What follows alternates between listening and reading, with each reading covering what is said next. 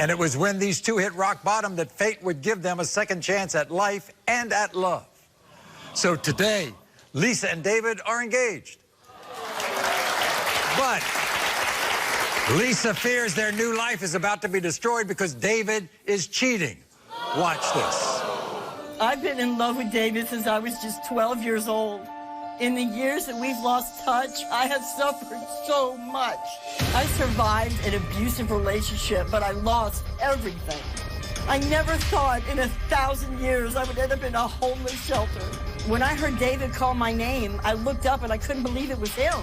He told me he loved me, that I was his baby girl. We're supposed to get married in 4 months. So what I'd like to know is why people are calling telling me he's hugged up on all kinds of different women up in a convenience store. This man has healed all the holes in my heart. If David is cheating on me, my whole world will be over. I'm going to be devastated. I'm not going to know what to do or where to go. Okay. What happened one day when David went out to get the mail? David said he was going to go get the mail. Right. And didn't return home. He didn't come home. David didn't come home till the next day. The next day? Wouldn't answer my calls, wouldn't answer my texts. Well, maybe the mail was late.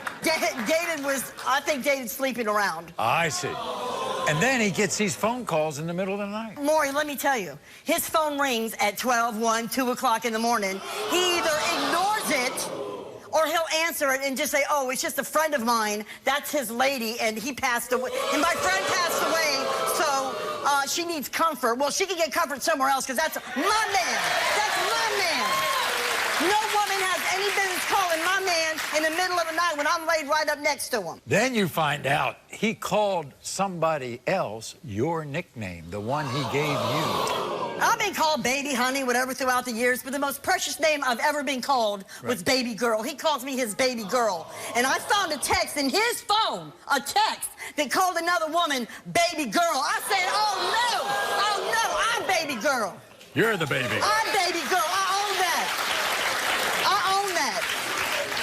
Meanwhile, you have a nickname for him. What is it? I do. I call him the green apple whore. Let me tell you, I'm going to tell you all about it. Let me tell you about it. It's a convenience store in where we live in Florida. Right. And every time he disappears, I get phone calls from mutual friends that he's hugged up on somebody behind He pimps himself out behind getting drunk, talking to women. So I call him the You're talking about the man you're supposed to marry in just a few months. What's going on? I don't want to believe that this is true, and I hope to God that it's not. But I'm going to tell you something. If he fails this lie detector test, you can take 36 years and flush it down the toilet, because I'm done. Then when he's gone and you don't know where he is, apparently he has some friends who cover for him. One of the many days, he left and disappeared, wouldn't answer his phone. He calls me like 3 hours later. Oh, I'm at so-and-so's house. Puts the dude on the phone. Then they hang up, and then he doesn't come home till the next morning. Oh, I see. So he just happened to go over there. Come on, I'm not stupid. He's a painting he paints, right? He does. All right. Nobody's painting in the middle of the night unless he's watching it dry. Okay. What's he come home smelling like sometimes? Maury.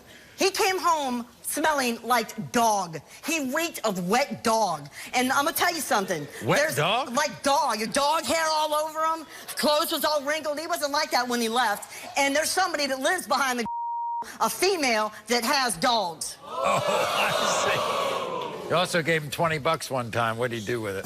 I gave him $20 to go get some groceries. He doesn't come home. And I text him, where you at? Where you at? At least give me, damn you, at least give me my $20 back. Okay? If you want to be like that, you just give me my $20 back. He's going to text me, I'm out buying some ass with your money. Oh, he was kidding. Like, who says that to their lady? He took that back. Oh, man, you know you did. You know you did. How's your sex life these days? Sex? What's that? We went, David, I got to tell you, David is the best partner I have ever had in all aspects. All aspects. He's wonderful. He made me feel good, made me feel beautiful. We were intimate 3, 4, 5 times a day. And now I get it maybe once a week if I ask for it. Like, why should I have to ask for it? That's mine. Everybody, here's your fiancé, David. David, come on out.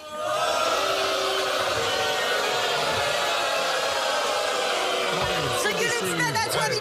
You didn't spend that $20 on some ass. Is that what you're saying?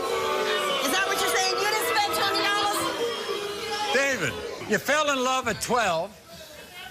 You didn't see each other for years and years. Correct. You were lucky to see each other again. Yes, sir. You fell in love again. You still love her? Absolutely. You want to marry her? Absolutely.